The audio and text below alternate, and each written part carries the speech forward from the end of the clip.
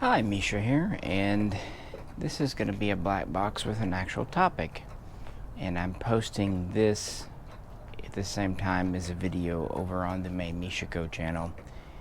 So this is kind of more of my thoughts and unplugged. Well, I'm actually plugged in. At least I hope so. I hope the mic is working. If not, that sucks.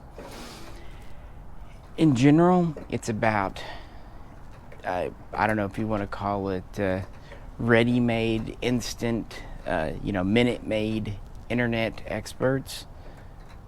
People that know nothing, get on Google, and then in 10-15 minutes think they know everything. Now this can be applied to pretty much anything these days. Whatever your job is, whatever mine is, what doesn't matter. You've all met them. The people that the day before yesterday had never heard of a subject and today are an expert. And I think we're all guilty of this to some extent. But it's important to just know you don't know, because then you can continue to learn. It's when you think you know it all, you shut down and you quit listening to people. Not saying you have to agree with them, but you need to listen to people, and then you can evaluate later. But if you close your ears, it's all over. Now, specifically, this got started over a Colt that I had up on Gunbroker. I've sold quite a few of over the last 4.5 years. That's when the model was released.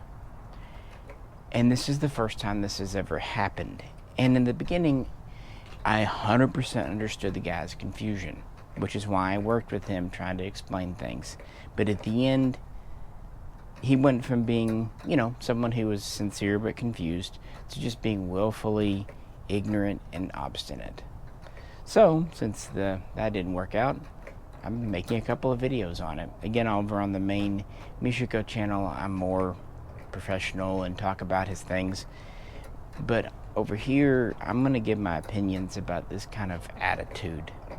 But first, let's kind of give a rundown, more of the bullet points of what went on. Again, if this is a little ad hoc and doesn't make sense, just check out the other video, and all will hopefully be at least a little clearer.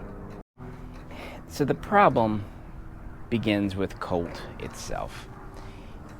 As Chris Bartocci said, he actually called during all of this happening, and I kind of filled him in. There are no rules with Colt.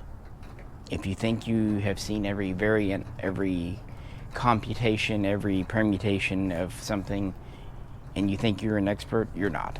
So let's just get that out of the way.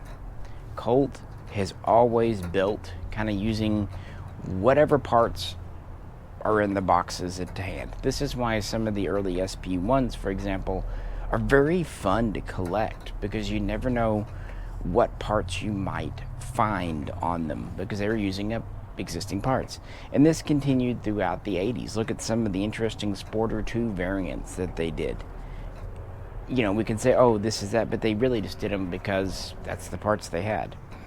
They also would change up parts for various contracts. I'm kind of thinking of the 6520 was a standard LE carbine for a long time that had the A2 sights and lightweight barrel with the 1-in-7 twist. But for a special run, they did the LE6920, which is featured over on the main channel video, which was the same basic gun, but with an A1 upper, or as Colt called it, field sights, and that's because someone needed it. And then you also see Mishaco or Colt Canada parts filter through.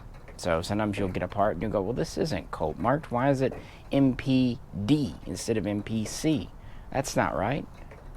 No, MPD is Colt Canada, Mishaco, which is a maker of excellent parts. So you might kick out a really great part not knowing.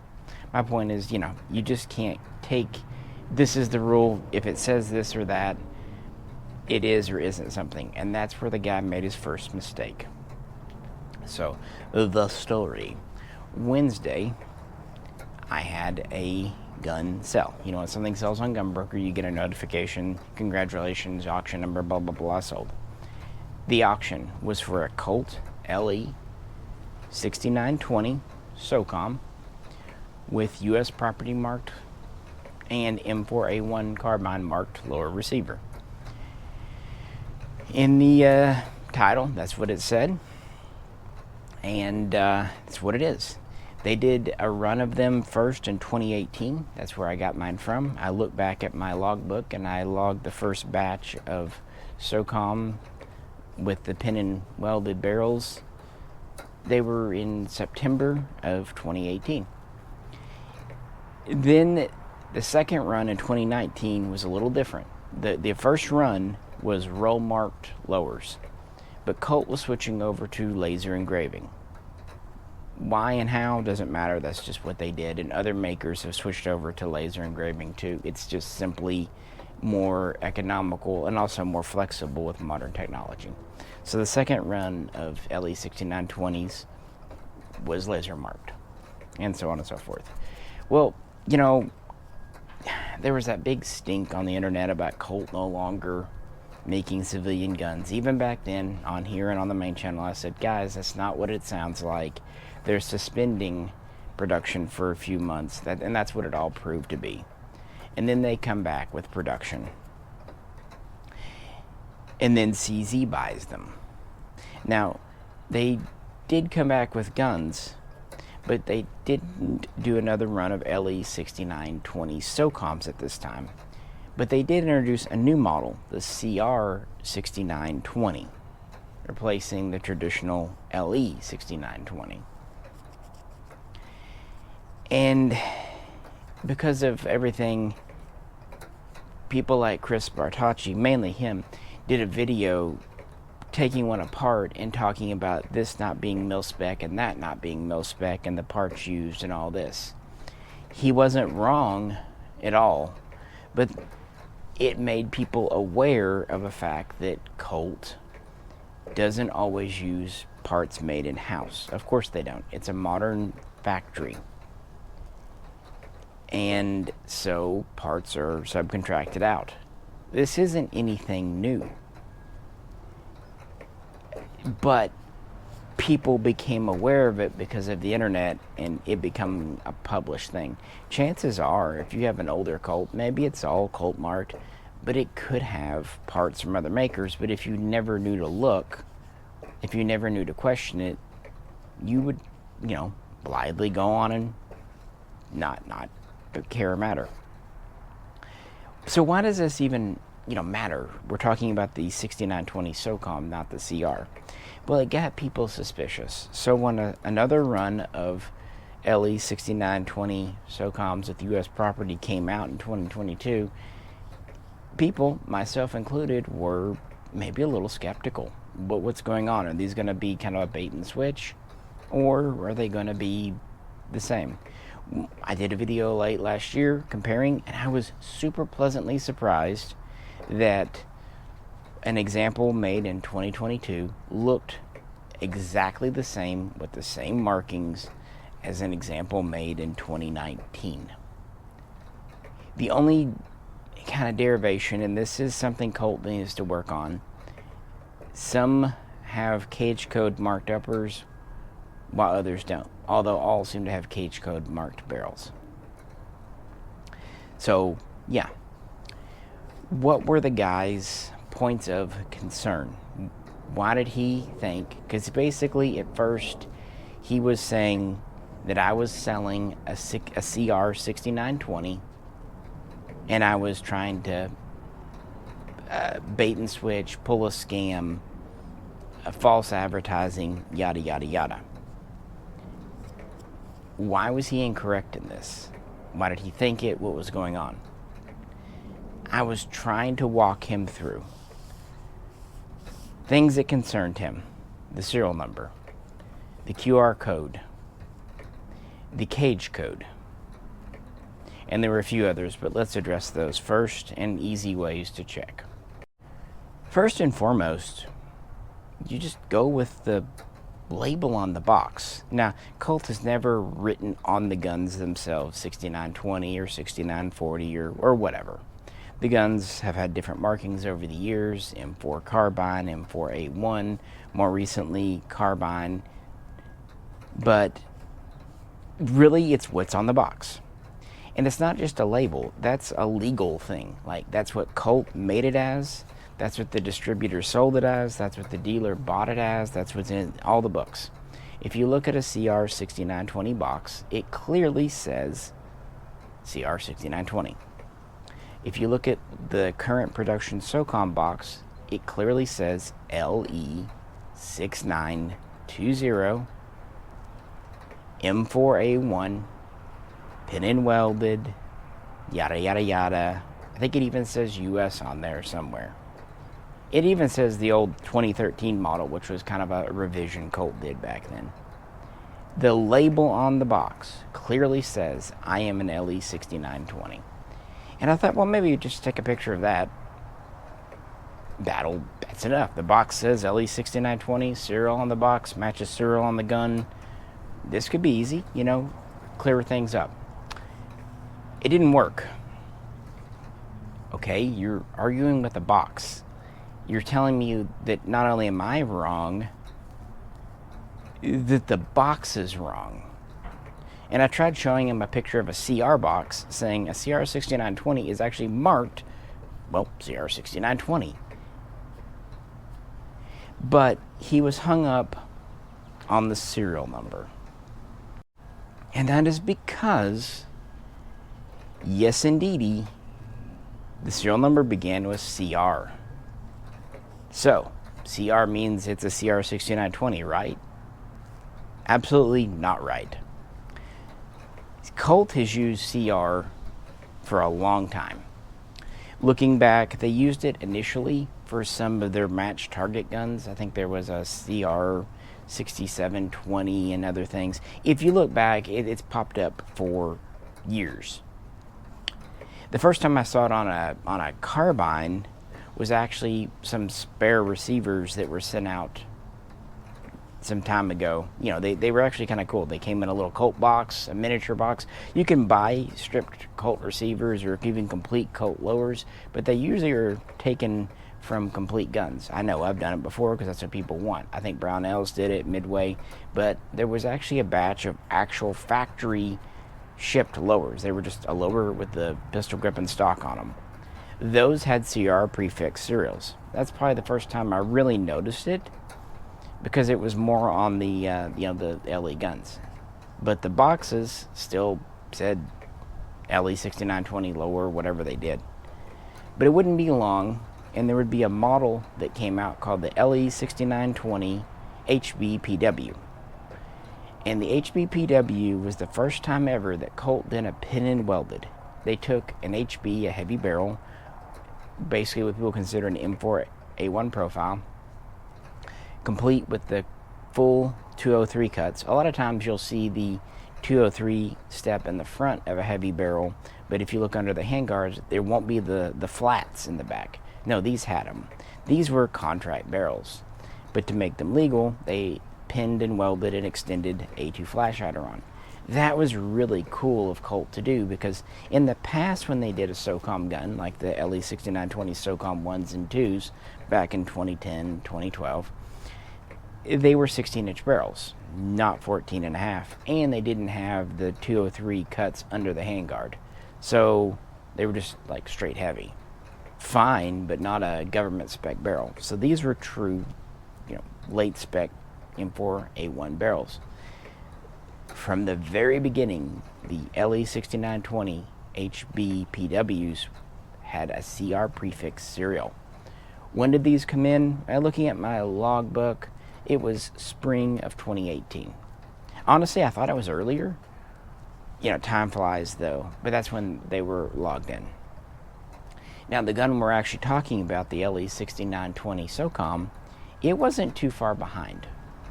It came out, according to my logbook, in August, September of 2018. It used the same pin and welded SOCOM barrel, but what it did is it kind of combined it with features of the early SOCOM 1s, including the Knights Armament handguard with foregrip, and it had the H2 buffer. I think even the HBPWs did too. It had the Maytech rear sight, and it was roll marked M4A1, which is cool. But for the first time ever, it said U.S. property on the lower. Now, is the U.S. property stamp identical to government? No. I'm quite sure that Colt intentionally made it slightly different so that to a casual observation it looks right, but a close inspection by an expert would go, well, actually, the font's a little different and there's a comma instead of a period here or something. Because while it's neat to have U.S. property marks on your guns, you don't want them too close. It's like the whole third pin thing. Having a fake third pin's cool, having a welded one, and you might be just asking for more scrutiny. Anyway, I digress, doesn't matter. Also from the get-go, the LE6920 SOCOM was a CR prefix gun. This is in 2018, carrying through to 2019. Guess what didn't even exist then? There was not a CR6920 model of gun on Colt's website. That was years in the future. Even the CZ acquisition of Colt was in the future. So what I'm saying is, he's reversing. He's thinking that they started doing CR prefixes when they started doing the CR6920s. When it's the reverse. The CR prefix began years earlier, and actually the CR6920 name was kind of derived from that additional CR prefix. Why did Colt switch from LE to CR? Well, we can kind of guess. The whole LE prefix began during the assault weapons ban with those restricted government law enforcement only guns. That's because, well, it was during the ban. Once the ban sunset and once Colt finally used up all their existing lowers, the LE restricted markings went away because they were no longer necessary. They were only there beginning in 94 because of legal things. But the LE prefixes remained for a time. Now you might think, oh, all LE prefixes, that means it's a law enforcement gun. This is something I pointed out in the main channel video too. No, it doesn't. That was just kind of the serial range they were using. In fact, the Colt Expanse, which was definitively not a mil-spec gun, it had a heavy, non-chromed barrel, and it wasn't even necessarily assembled by Colt. Those retained the LE prefix because that was simply the lowers that Colt had. Keep in mind, a lower is kind of a universal thing. I mean, you can change the actual roll mark from M4 to AR-15 or whatever, but a lower's a lower, and so all of Colt's lowers are basically the same. I mean, at least in any given era, because it's an AR-15. Heck, from the very beginning in the 60s, they wanted to do a modular system, so yeah, there you go. So you can't say, and be honest, that LE serial numbers are all law enforcement. Likewise, you can't say that CR serial numbers are not LE6920 guns. In fact, if you want to be technical, CR just stands for Colt rifle. That's what it is. It's not necessarily like civilian rifle, but even if it was technically law enforcement or civilians, it isn't military, so it's just a serial prefix. To get hung up on that is redonkulous. And for him to insist that, okay, he could say, well, you know, I get that, but I just don't want it. I wanted an LE prefix gun. Cool. I'm sorry they don't make those in the SOCOMs or even the HB PWs. They just didn't. By the time those guns came out, LEs were being phased out as far as serials.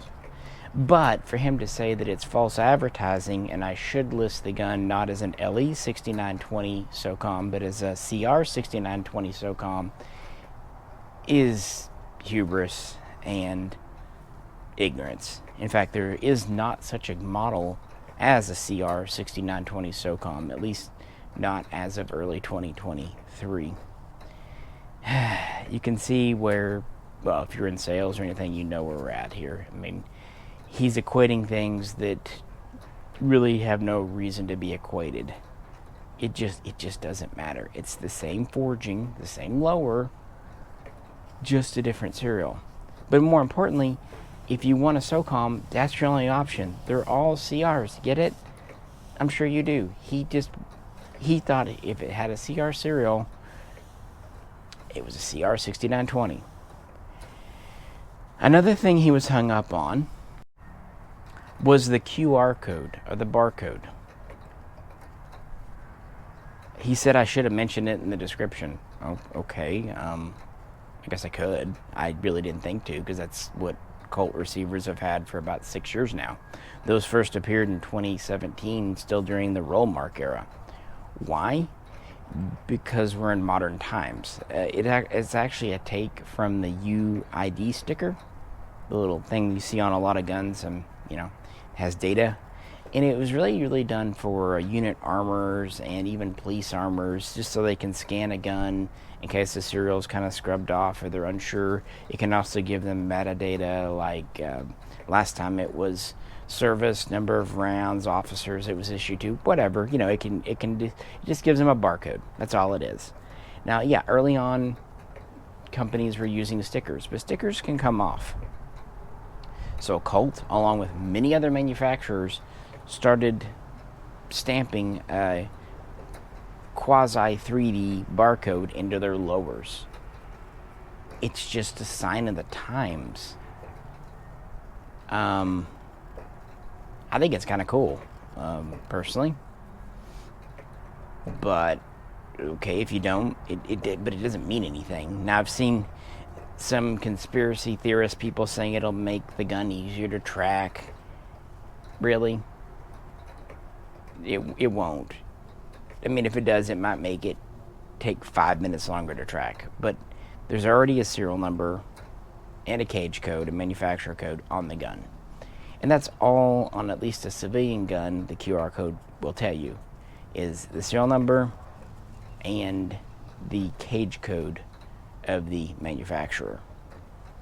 No other data. So it's just duplicate data. That's not going to make it easier or harder. In fact, it might actually be easier for an agent to look at the serial number vis-a-vis take a scanner and scan it. I mean, either way, whatever, it doesn't matter. But his assertion that somehow that devalues the gun, I mean, he's welcome to his opinion. He's just wrong. That's just what Colts have had since 2017, and other manufacturers either continue to use UID stickers or have gone to 3D-esque barcodes themselves, because that's the modern era we live in. It means absolutely nothing one way or the other. It is a standard feature of civilian, police, and military guns these days. That one he didn't harp on too much, but I mean, what can you say? That's just what it is. I mean, is this guy thinking that the LE6920 is one of the early 2010 guns? At this point, I'm starting to realize he really doesn't know even the basics of these models. And that would be fine if he just said, hey, I don't know, walk me through this. And even if he said, well, okay, after listening to you, I understand what this is, but it's not what I want, I'd be like, okay, cool. But he's still, even at this point, insisting that I'm trying to commit fraud and selling a CR as an LE. It's frustrating, but I'm still trying to at least walk him through. By the way, at this point, I know there's no sale. I don't want to sell this guy a gun anyway, because I know whatever I ship him, he's going to nitpick to death. And it's one thing to send a gun to an expert like Chris Bartacci, who will nitpick it but knows what he's talking about. It's a whole other thing to send a gun to someone who is not an expert but thinks he is, because he'll nitpick it, but for entirely the wrong reasons, reaching entirely the wrong conclusions. For example, I mentioned the cage code. CAGE simply stands for Commercial and Government Entity Code. It's an outgrowth of older code systems that date back to World War II and whatnot. Every manufacturer, even every organization that wants to do business and sell to the DoD, Department of Defense, has to have an assigned cage code. In fact, it's not just an American thing. It actually extends out to all of NATO, and actually goes into making part of the NSN number, the national stock number that you see on everything. And the code is randomly assigned 5 digits. Colt's code happens to be 13629. Okay? For that matter, Knight's Armaments is IS002. It's just a randomly assigned code. Internationally recognized, millions of them out there, no big thing. It's just a modern system because of how many manufacturers we have. True, back in the day, just putting a C on a bolt or a receiver or a barrel was sufficient to say, hey, this is Colt. But you know, there's only 26 letters in an alphabet. And yeah, you can double it up for different companies. Like I said, D was Mishaco. But eventually you're getting this weird 3, even 4-digit kind of ABCD looking jobber that makes no sense whatsoever. And it just gets cumbersome. So that's why the system was changed to the cage code. That's why the C was replaced with the 13629. You see it on parts. And it wasn't all done at once. It wasn't like, this is the date, we're switching over. Remember how I said at the beginning, Colt uses older parts all the time? Sure, same thing. But it first started to appear on barrels. That was pretty consistent, even as today. And then the C would be replaced by it on upper receivers, also on bolts. Other people have reported even small parts like charging handles having 13629. Others say no, they've never even seen a 13629 marked handle. Doesn't matter, it gets really kind of intermittent there. But barrels seem to be the big one where you see it. And that's kind of important because barrels are kind of where people have always looked on Colts.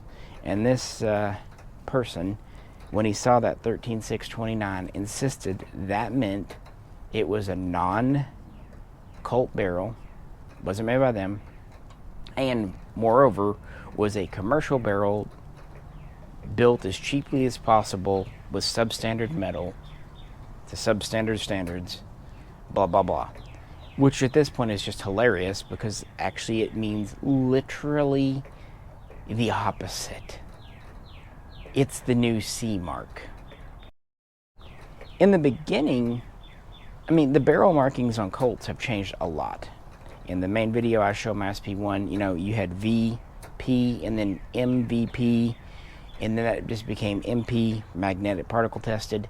When they started chrome plating the chamber, you had MP space C. When it was a chrome bore and chamber, you had MPB. And when it was a fully chromed bore and chamber in the 70s, they went ahead and put MP chrome line bore, just to be clear. Also, early on, there was no need to put a C on the barrel because Colt was the only maker of AR-15s, at least that was selling to the government, and probably anyway, the least only ones. It was only after the M16A1 was fully adopted and the design was contracted out to other people, GM, Hydromatic, yada yada, that they needed to have a way of designating who made which part quickly. Now, all parts should have been mil-spec and therefore interchangeable, but you still want to know. So this is when Colt started stamping C MPB and then MP chrome line bore in the 70s. This is also when Colt started putting C's on their bolt carrier groups. And you'll start seeing them on the uppers. There'll be a forging code and then a C for Colt. Although if you look on various Colts over the years, you'll notice that there are different forging codes. Guess what that means? That means that upper came from a different subcontractor. From the get-go, Colt has used different forgings over the years. They finish them out, they test them, it's fine. That's what happens. They've also used different barrels. If you especially look at a military gun, it could have any number of barrels, even if it came directly from Colt. Because again, it's a mil-spec barrel, and Colt's still going to MP test it. Same goes with bolts. It absolutely doesn't matter. While Mishaco in Canada is a common one you'll see them using, there have been others over the years. That's the joy and whatnot of standardization and GI and mass production. Of course, things are changed again in the 80s with the switch to the 1-in-7 twist. Then you start to see CMP 556, yada yada yada on the barrel, and that's what most people are used to seeing on M4s because that was the norm. CMP after the fall of the assault weapons ban up until cage codes started appearing. So people got used to it. Cool, I get that. They trusted that meant it was a Colt. What's funny is even some CMP proofed barrels, while they were proofed at Colt, they can be subcontracted out to another government contractor. So what? An example I used in the main video that is relevant was SIG, when they were producing the STG-90 for the Swiss military. Some barrels are true SIG, full and through, but others were from Hammerly or WF Byrne, who subcontracted to make barrels, and you can tell based on the markings, even though all three were final proof tested and finished out by SIG in-house. This is what manufacturers do. So the switch over to the cage code only means it was made after a certain point. I'm not exactly sure when, and it's hard to tell looking at military guns, because sometimes Colt would use older C-proofed barrels, sometimes they'd ship them with newer 13.629 barrels, or sometimes there would be an older gun with a shot-out barrel, and Colt would simply have supplied spare parts barrels to them, so you can have an older M4 with a newer 13.629 barrel. You see where this can get mixed up. Either way, it's been common practice in the military for years.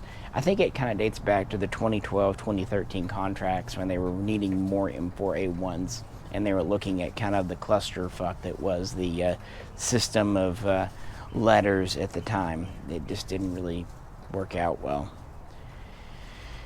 But, either way, it doesn't matter. But the idea that 13.629 means it isn't a military spec barrel is, as you see, completely hilarious and completely wrong. And I couldn't convince him of that. At this point, what do you do? I mean, days have gone by at this point. I actually originally wanted just to talk to him on the phone. I thought, okay, I can just answer questions, explain when and where this came from, yada, yada, yada. But he didn't want to get on the phone. As I said at the beginning of the video, during the middle of this, Chris Bartacci called. He volunteered to just call the customer, because he's aware of the SOCOMs, and tell him what they are and aren't. Just as a friend. Okay, cool, fine. I told the guy that. I was like, hey, you've been referencing the small arms solution video. How about we just arrange a time for Chris to call you? I thought, that's, surely that's going above and beyond. And if he doesn't want to listen to me, fine. I'm selling the gun. Maybe I'm full of horse shit. But no, he didn't want to talk to Chris either. He goes, I'm done with this. So you don't even want to listen to the guy who made the video you're referring to. By the way, I also had sent him videos like Military Arms Channel and 2 or 3 other people that owned the older roll-marked LE6920 SOCOMs like me, where you could clearly see that they too had CR prefix serials and cage-coded barrels and QR codes on the lowers. At this point, I'm just trying to, if I'm being honest, I'm just trying to win an argument. I know there's no sale here. But it's kind of when the teacher in me comes out. I just want this guy to see you know what I mean? Just doesn't really know where he's coming from at all. And then I even make a worse realization towards the end. He doesn't know even the very basics.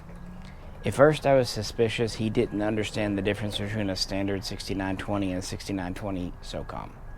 I tried explaining the difference in the barrels and the accessories. By the way, early on, one accessory he was sketchy about, the SOCOM has a side sling mount on the front under the front sight base. He thought that was incorrect, that it should have a bottom sling mount. And for anyone who knows 6920s well, you'll immediately understand why I was frankly laughing. Because from the get-go, the LE6920 had the side sling mount because that's a military part. It even has an NSN number on it, and now a cage code, newer ones. It was actually only in 2013 when they were going more commercial, like selling them in Walmart, that they went to the bottom sling mount. So him actually wanting a bottom mount was a less military way of doing things, and this guy's so hyped up on military and Colt than doing the side mount. That didn't go much anywhere. I think maybe he at least realized I was right there, because I'm like, man, Google pictures, any pictures of even the LE marked guns, even the law enforcement restricted marked, you'll see side mount. Anyway, I found that kind of bemusing. I think that's why I've kind of carried on with him for this long, is because he's in some bizarre way kind of amusing me, frustrating me, sure, but also amusing me. It's just like, I'm curious how deep he's going to dig this hole, and will he have the, frankly, fortitude and honesty to admit if he's wrong. I'm sincerely curious. Anywho, I realize he doesn't understand the difference between not only a 6920 with the CR prefix and CR6920 and a SOCOM, but even just the basic LE6920 and the LE6920 SOCOM. He doesn't get it. He doesn't understand the 14.5-inch pin and welded vis-a-vis the 16-inch, what that means, the M4 A1 versus M4 lower. And then at the very end, I realized something even weirder. He doesn't understand the difference between an LE6920, any of them, and an LE69, or for that matter, CR6940. Okay, that might not sound like much to you. There's a difference. The 6940 is a totally different gun. It has the railed upper, something Colt's famous for, something that they just recently reintroduced. It is a totally different gun. Now, yeah, it's an AR-15, don't get me wrong, but I mean, it's different. Because, and the reason I know this, he apparently messaged a seller on Gunbroker that had a 6940. I don't know if it was a CR and LE, and the guy told him, and it's hard for me to know because I don't know the auction, but the guy was basically confirming what he thought. Now, I don't know the whole backward thing. All I said to that was, I'm not selling a 6940. You didn't bid and buy a 6940. Comparing them is moot. There's no reason, because as you see, Colt's confusing enough. He doesn't know square one, and that's okay, except he's trying to tell me that I'm wrong. Okay, fine, that's one thing to just say you're wrong, but moreover, and this is where I do take some exception, trying to say that I need to change my auction title to CR6920, and that I'm trying to perpetrate a fraud and a scam. That's where I take offense. And even when I try to bring in a third party who has no dog in this fight, Chris Bartacci, because he's been referencing his video, he refuses to listen. And to my mind, that's just willful ignorance at that point. What do you think?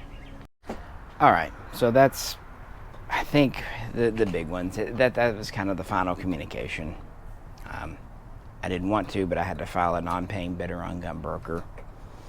And it was like, really, this should have ended with the, hey, here's a picture of the box with matching serial number, and it says LE6920. That should be it. Everything else is just kind of meh. And if you want even more, there's probably other bits and bobs on the main channel video. But, circling all the way back to the very beginning, you know, internet experts, it's okay to be an amateur. We are mostly amateurs.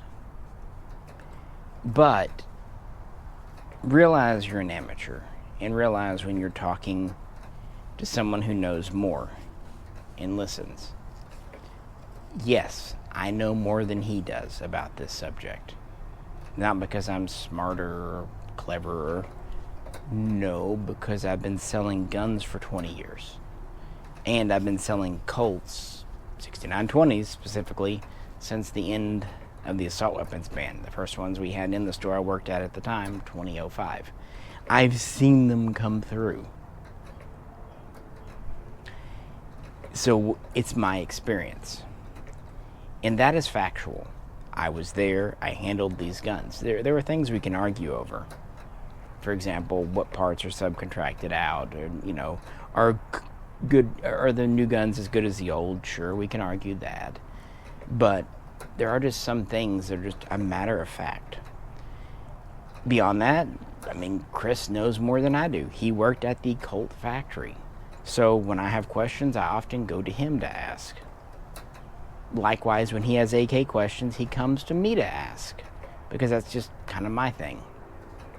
But at the same time, if I meet someone who knows more about AKs, I'll ask them, because there's always someone that knows more than you. Always. No matter what field you're in, unless you're at the tippy top of whatever you're at, which there's only one or two people that are ever there, there's always someone that knows more about whatever subject matter you're at. Personally, I think the current 6920 SOCOMs are the same as at least the 2019 examples, which were laser engraved. I see no difference. Impressively so. The one I used in the video had a cage code upper, cage code bolt, cage code barrel. That's the critical stuff. You can always replace things, which most people usually do anyway. So what? They're the same. Now, you may or may not like the model, but let's be honest. For what they sell for right now, $1,500, $1,600, it would be hard to build an M4A1 clone for less. The pin and welded barrel done by a factory, a SOCOM barrel at that, that's quite a bit of money. The Knights Armament rail set, that's some money. The Maytag sight, the military ambi selector, but probably most importantly, just that Colt M4A1 US property lower. Even today they sell for several hundred, and at times they were selling for well over 1,000, just the lower, back when you couldn't get them. Now, you may not want an M4A1 clone. I was skeptical too about the CR6920s, just the ones roll marked Carbine, kind of bleh marking, frankly. Then again, to be fair, back during the law enforcement restricted days, all they said were Colt's Carbine 2 back then, plus all the law enforcement crap, so they're kind of returning to that. It's not anything new. It was only around 2009 they started marking them M4 in the first place. Anyway, I digress. But you know what? They've been out long enough now. People own them, seem to really be enjoying them. They seem to be accurate enough, reliable and dependable enough. They're not breaking parts. And just because markings have changed, and maybe the way of doing things has slightly changed, there's no reason to automatically assume change equals bad. Change simply equals change. Things could stay the same. They could get worse, or they could get better. We don't know. So I try to keep an open mind about that. And so far, yeah, owners of the CR6920 seem happy.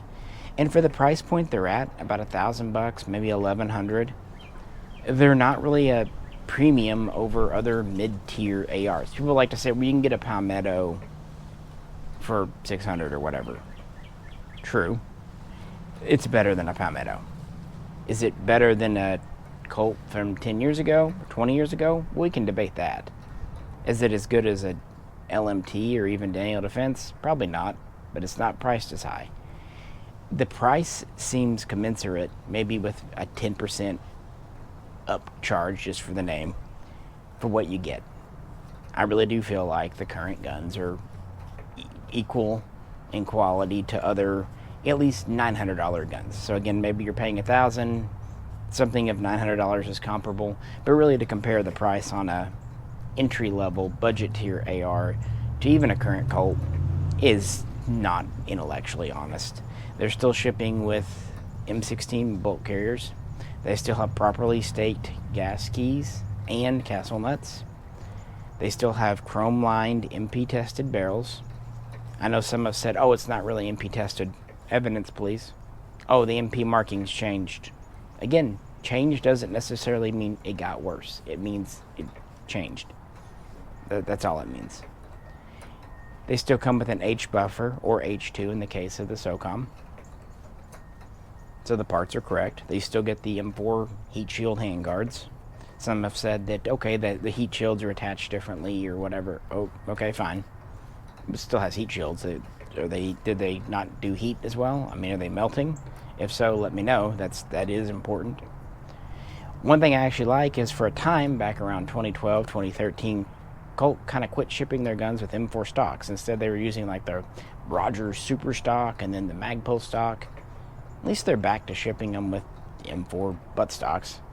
Kind of like that. And they're still using the military 4-position extension, not the commercial 6. Not to say a military gun can't have a 6, but the 4 seems kind of unique to Colt and the military spec. That all checks out. Everything looks fine. It still even has that stupid web in the lower where the auto sear can't go in. Something Colt's done forever and kind of stupid, but it's Colt. The only real change to the lower is they're no longer machining off the selector stops. That seems to me like a directive from CZ. I have a feeling that CZ went up there. They were trying to find ways to cut costs and also increase production. And they said, "Oh, what are you doing here?" "Oh, they're taking a lower and machining off the stops." And they said, "Why are you doing that?" And the response had to have been, "Because we've always done that." And it's true. Ever since the SP1, they've machined them off. And CZ looked and said, "Why?" And they said, "Because that's what we do." And they said, "Well, stop it. For one, it makes it slightly less desirable having the stops machined off. It has no benefit. And it does cost a little bit of machining. Not much, but a little bit. So there's no benefit to doing it, and there's a tiny amount of time savings by not doing it. So, yeah, not a bad change." I think for a shooter gun, a base gun, the CR6920 is perfectly fine. Is it as collectible as an earlier one? No, it is not. But if there's another ban, or if Colt goes out of business completely, it will become collectible. Not as much, maybe, but it will be collectible. I'm thinking of the old RCK98 Mausers. When those came over from Russia/Ukraine, they'd been Russian refurbed. People said, "Oh, they're not like the originals," even though they're original German guns. They've been refinished and all this crap, blah, blah, blah. Now that you can't get them anymore, they're barely cheaper than other K98s on the market. That's the way of things. So I think if there were a ban and Colts are no longer available, yeah, there'd be a little premium for the original LE6920s, but the CRs would still sell very well. And that's kind of what we're seeing even now. Yeah, the LEs bring a premium, but feature-wise, function-wise, especially a late production LE, where's the difference, really? Aside from the one in your head. And we all have preconceived notions. We do. Things we assume to be true or false, not true, but we really don't know it. But because we can't study everything in life. Life's too complicated. And that's okay. We have to kind of go with other people's judgments. It's just, realize you can't become an expert in 15 minutes on Google or YouTube. And to wrap that around to other professions, my brother is a doctor. And how many people that had probably never cracked a medical textbook, didn't even really do biology in high school, which is fine, I didn't either. Neither of those things are me. But all of a sudden became experts on medical things during COVID. That drove me crazy. Because I don't know shit about medicine. And I understand if you listen to a doctor, I'm not saying that. I'm just saying to think you know more than a doctor or even a pharmacist or even whatever. I know that I don't know. So I go to people that I trust in that field. And of course that's a trick too, is knowing who to trust. I'm sure there are some bad doctors and incompetent doctors, but frankly, the process of elimination and the process of peer review tends to weed most of that crud out. Just wanted to point that out. And in more recent times too, you've seen people that never stepped foot in law school, never cracked open a legal book, probably never read the Constitution, at least in its entirety, become constitutional law experts or otherwise law experts in recent times. You'll see them on the internet all the time.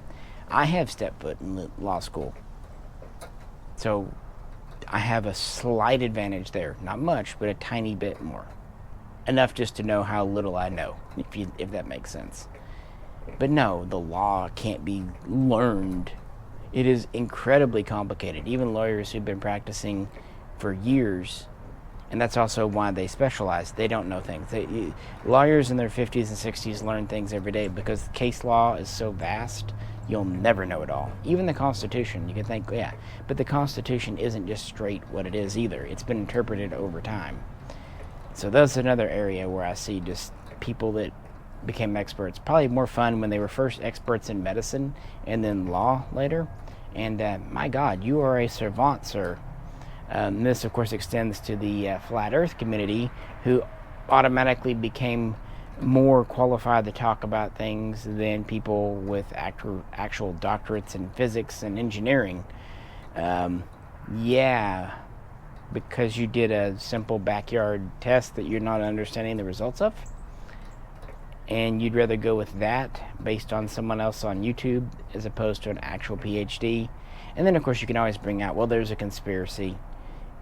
And the thing is, you can't disprove something like that. You can't disprove something doesn't exist. I mean, you can't prove something doesn't exist, if that makes sense. But the likelihood of conspiracies happening is exceedingly low because people aren't that smart, aren't that coordinated, and there's always someone who likes to talk. Every time in history when there has been a real conspiracy, there's always a whistleblower, or at least someone who blabs when it's over. Blah, blah, blah. Flat Earth. That doesn't even upset me. That's so... Anyway. Yeah. People that... Who knows what tomorrow will bring as far as what people become experts on. But what I can speak to, firearms. Honestly, I don't think of myself as an expert, but I do have a lot of experience. And I enjoy passing that along. Anyone who's bought from me probably gets that. I'll even spend time on the phone with someone who's not even buying from me, especially like with the Swiss guns, just because I want to help. And I like people having the right info. And at the very least, I was hoping to convey that to this guy. Even though it was pretty clear he just didn't want that gun, I wanted him to at least maybe understand what things meant, so maybe he could buy the right gun later on. But he had it set in his head. He had preconceived notions, and he wasn't even able to just trust me a little bit. I think he thought I was just only caring about selling him a gun. He knew more than me. I was just a salesman, and that was it. And some salesmen will. They'll feed you a line of bull. But other people aren't that way. And you have to give people the benefit of the doubt sometimes. Or at least just not jump to such harsh conclusions. Or even if he was skeptical at first.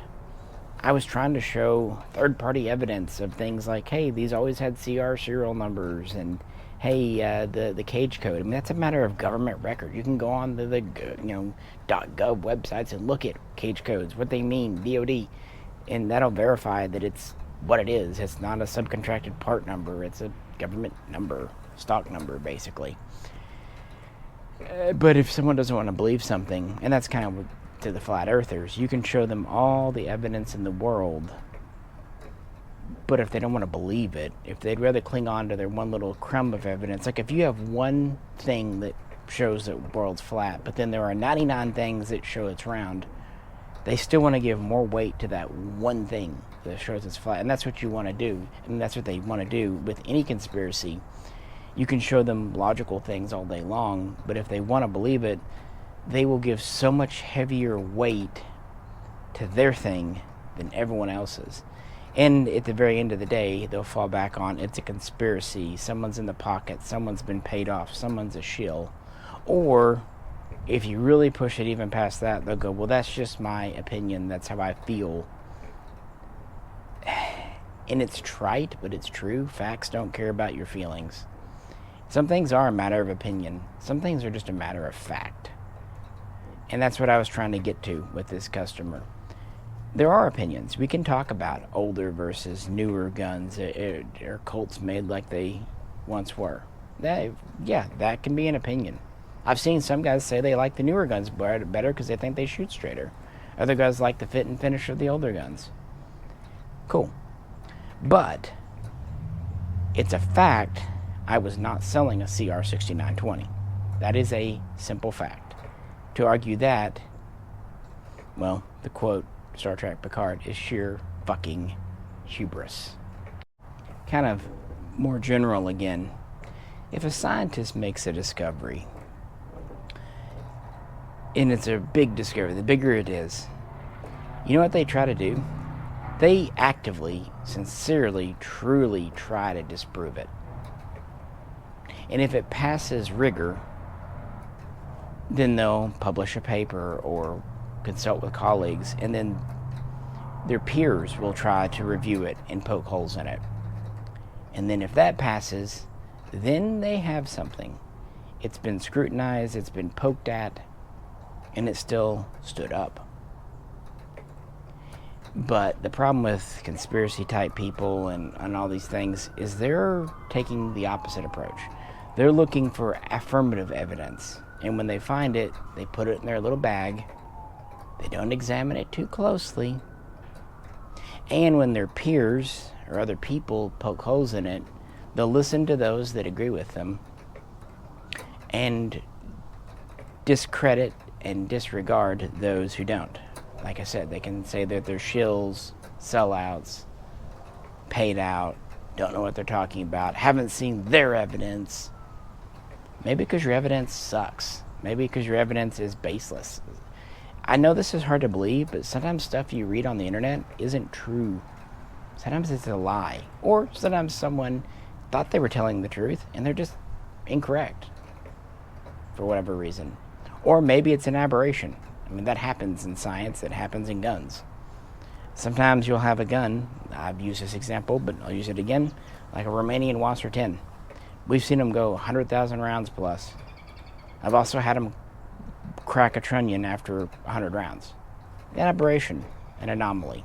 Anyone who's ever done data knows there's always those weird outliers that kind of throw your data set off. Or if you're shooting for groups, there's always that one flyer, right? But you have to kind of account for that and the majority and all that. Know enough to know you don't know. And then you can actually become learned in something. Maybe you're still very much an amateur, but at least a qualified one that can really talk on things. Think you know everything, and you're just digging yourself a deeper and deeper hole of ignorance, frankly. That goes to me and you, any of us. The moment we think we know everything, we've quit learning, we've quit listening, we've closed our mind off. And, that was kind of the problem with, like, the Catholic Church and the Middle Ages, the Dark Ages, right? They thought they knew everything, and therefore science stagnated for damn near 1,000 years. We don't want that again, for anything. Medicine, law, guns. If you really want to know if a Colt today is worthwhile, you'd have to rigorously test it and prove it. And that is the benefit of mil-spec. It has gone through rigorous testing. Cool.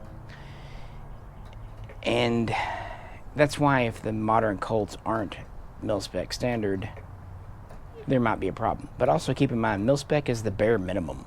Like, mil-spec accuracy is pretty piss poor. It's like, 3-4 MOA? It's not great. So you can exceed, just because something isn't mil-spec, again, just because something's different, just because something's changed, you don't have to automatically assume it's worse. It could be better. What if, for example, Colt or FN or whoever improved upon mil-spec and now they have 1.5 or even 2 MOA guns? What if mil-spec said a gun had to go 50,000 rounds before a major failure and a change means that newer guns can go 60,000 rounds. Again, you don't know. And that's kind of the problem with mil-spec too. It locks you in for better or worse. Other countries like Canada tend to be a little more flexible, and that can be a good thing. Of course, there's a downside to that too. Mil-spec is a standard. We know what we get. And that is kind of the problem with the newer guns, not just Colts though. Keep in mind that even like the FN Collector series, they're a commercial gun, not a military. They're even made in a different factory. At least Colts come from the same Hartford, Connecticut factory. There's a thing to be said for that. But truly, how many of our guns, AR-15s, are mil-spec? And even if they're not, what does that really mean or matter? And what's in a name? What's in a word? What's in a number? Whatever value we choose to put in it, or not. I'm just saying, keep an open mind with such things. I just wanted to kind of recount that experience. I thought it was interesting and kind of shows you where it can go. And I learn things all the time too. I'll be honest, I didn't actually remember that my own 6920 SOCOM had a CR prefix. I knew that the engraved ones, the laser engraved ones from 2019 did. I couldn't remember if the row marked ones from 2018 did or not, if they were still LE or whatnot, because it was around that transition time. But you know what? Knowing that my gun is CR serial instead of LE doesn't change all my enjoyment for 4 years. One bit. It doesn't change the fact that it's still one of my favorite guns. It doesn't change anything at all. And maybe part of it is because I've had the gun so long, I know it works. I trust it. But why would it? It's just a letter or a number in some cases with the cage codes. Why do we let that sway us so much? Why does this mean great and that mean bad automatically? Why do we trust this and that? Just food for thought. I'm not giving you an answer. I'm just saying think about the things we take for granted one way or the other. New is bad, old is good. Really? Are you sure about that? I don't know. I don't know, guys. Sometimes new is better. Sometimes it's not. Who knows? Change is just change. It can go any direction. Also, to end, all the guy had to have done, instead of just buying it from me on Gunbroker, was question first. Oh, and if you're wondering why this, he had like 10 pictures of the gun. If he'd actually looked at the pictures and read my description, all of this could have been avoided. It wouldn't have been his gun. Fine, don't bid on it. The problem is, once you bid on Gunbroker and have won an auction, there's no bid retraction system. The seller's already stuck with the selling fee, potentially taxes. So I had to do something. So I had to file a non-paying bidder report, which means he'll probably get taken off the site. I don't know. It's in their hands now. It's just a pain in the arse for sellers. So ask questions first. Look at pictures carefully. Don't get in such a hurry. And that's what he did. And all he had to have done is just like, oh, you're right, but it's just not what I want. I got in a hurry. I'm sorry. But then he doubled down. Once you start accusing me of a scammer and a fraud, I make mistakes. Lord knows I do. I can't even see, so yeah, I make a lot of honest mistakes all the time about pictures. It happens. It happened quite recently when I put up the wrong picture of a gun. But as far as like, I'm going to intentionally, mindfully, willfully rip someone off, I don't do that. You can believe me or not, but that's not who I am. I'm not doing it for you. I'm doing it for me. I'm selfish because I couldn't sleep at night. That would bug the holy living shit out of me. Plus, I know from a practical point, once the guy were to go get the gun at the FFLs, he'd just call me and then send it back and file a report on Gunbroker for me scamming. It doesn't pay. The old saying, crime doesn't pay. Well, scamming doesn't often pay. I guess you could scam someone at a gun show, but on Gunbroker, where it's all monitored by a third party, and there's another FFL, it doesn't pay. It really, really doesn't. Mistakes happen, but don't accuse someone that you don't even know of intentionally misleading and scamming people. Just be respectful. Anyway, I think that's long enough. Appreciate you hanging out. Hope this was a bit of a deep dive into things and more of a topical black box for once. If you could, please like, share, and subscribe. This is Misha. Catch you very soon next time.